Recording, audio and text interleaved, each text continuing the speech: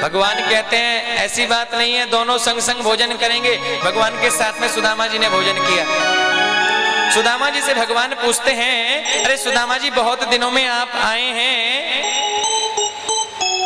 56 भोग लेकर के आए हैं, भगवान ने भोजन किया है। और कहते हैं सुदामा जी से भगवान पूछते हैं, अरे सुदामा जी एक बात बताओ, तुम बहुत दिनों में आओ, सब ठीक है ना, सब सब सब सब आनंद मग्न है ना। सुदामा जी कहते हैं, अरे कन्हैया मेरो जैसो सुखी तो संसार में कोई भी ना है। खूब तेरो भजन करें, खूब तेरो नाम ले भैया, हमारो जैसो सुखी कोई संसार में है ही नहीं। मेरो जैसो संसार में सुखी कोई भी ना है लाला। बड़ जोरदार ताली बजाइए। भगवान ने सुदामा जी ने साथ साथ भोजन किया महाराज, और भोजन किया है। सुदामा जी से भगवान कहने लगे, सुदामा जी से कहा लाला सब ठीक है ना, बोले हाँ। भगवान कहते हैं सुदामा जी एक बात बताओ, अरे तुम्हारी शादी हुई कि ना हुई। सुदामा जी कहने लगे हाँ भैया शादी हो गई, तुम्हारी भाभी को नाम है सुशीला, तुम्हारी भाभी को नाम है सुशीला। तो भगवान कृष्ण कहने लगे, अरे तुम्हारी शादी हो गई सुदामा जी, हमको निमंत्रण ना दियो। सुदामा जी कहते हैं, अरे कन्हैया हमने तो एक शादी की तो को निमंत्रण ना दियो, अरे तूने भी तो 16,108 की, हमको भी तो निमंत्रण ना दियो। अरे तूने भी 16,108 की, हमको निमंत्रण ना दियो। भगवान कृष्ण कहते हैं, नहीं सुदामा जी तुम्हारा तो सब वो पूरा सिस्टम से कार्य हुआ होगा ना। खूब शादी में सब होता है, हल्दात होता है, बान होता है, तिलक होता है, घुड़चड़ी होती है। अरे हमारी तो शादी सब जल्दबाजी में हुई। 5 बजे विवाह का कोई प्लान नहीं और 7 बजे बहू घर में बैठी है, सब जल्दबाजी में शादी हुई। अरे अच्छा भैया एक काम कर, वो हमारी भाभी ने हमारे लिए कुछ तो भेजो होगो। सुदामा जी चावलों की पोटली को छिपा रहे हैं महाराज, और सोचते हैं कि चावलों की पोटली दूंगा तो ये रानियां क्या बोलेगी, चावलों की पोटली दे दूंगा कृष्ण को तो ये रानी क्या कहेगी कि बड़ा बनता है मित्र।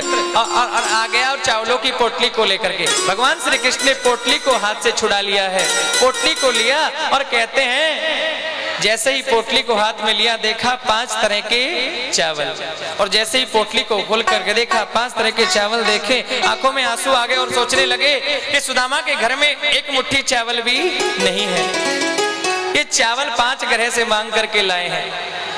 और कहते हैं उन पोटली के चावलों को भगवान खाने लगे और सोचने लगे कि आज मैं सुदामा को उतना दूंगा जितना किसी ने कभी किसी को नहीं दिया।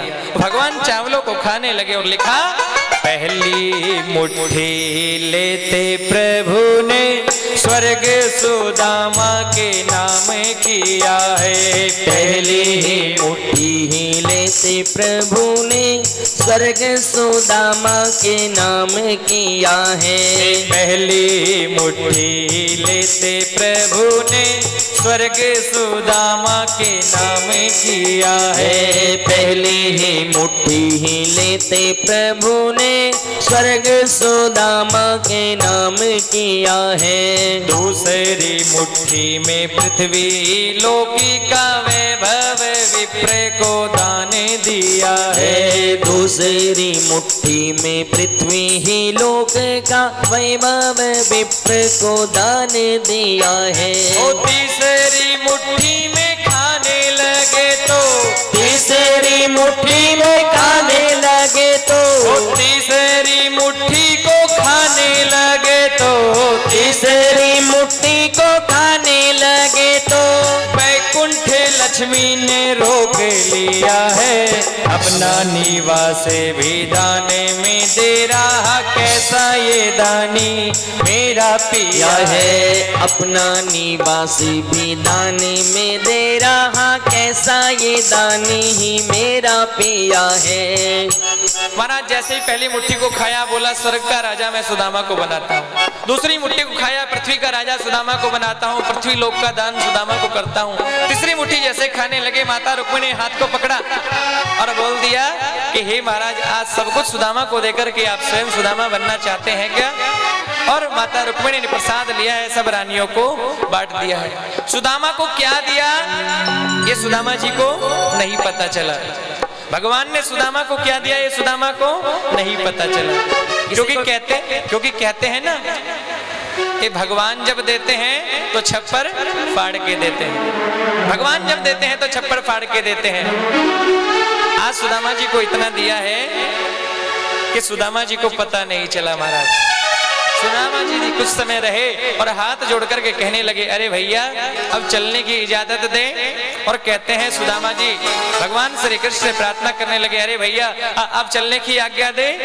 भगवान श्री कृष्ण सुदामा को विदा करने के लिए गए हैं। बोले सुदामा जी महाराज की। एक बार ताली बजा करके अभिनंदन करें, बहुत सुंदर। सुदामा जी को विदा करके आएंगे और बहुत सुंदर जाएंगे। अभी कुछ सूचना हमारे मनीष भैया और फिर कथा को बहुत सुंदर कथा आगे बढ़ाएंगे। पूरी 7 दिन की कथा अभी हम 7 मिनट में श्रवण करेंगे। कुर्सी हटा दीजिए। बोलिए श्री बांके बिहारी लाल की, गुरुदेव भगवान की, संत भगवान की। देखिए जो ये कथा हो रही है, समस्त माहिच परिवार, सोनी परिवार के द्वारा इस कथा का सुंदर आयोजन हो रहा है। इस कथा में हमें श्री रामेश्वर दास जी महाराज जी के धाम से पधारे हुए काकोरिया धाम से संत महाराज विराजमान हैं। एक बार जोरदार तालियों के साथ उनका स्वागत अभिनंदन करेंगे।